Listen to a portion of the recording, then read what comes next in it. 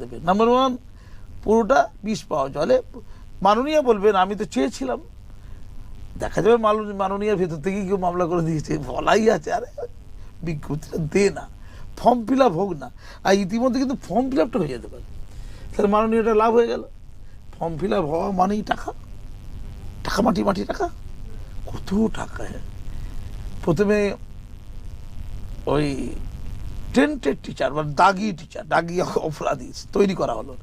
তৈরি করলেন কে? একেবারে বিখ্যাত পার্থ চট্টোপাধ্যায় দাগি টিচার তৈরি করলেন। কি নিলেন?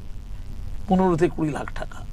পরেশ অধিকারী চলে এলো প্রতিমন্ত্রী, সে আগে খাদ্য কেলেঙ্কারি করেছিল, মাননীয় ধর কেলেঙ্কারি করে, কি যোগ্যতা রে ভাই, চুরি করতে পারে, ওকে নে দলে নিয়ে তাকে শিক্ষা প্রতিবন্ধী করে দেওয়া হলো এবং যথারীতি সেই কেলেঙ্কারির কাজটা এখানেও করে দিল।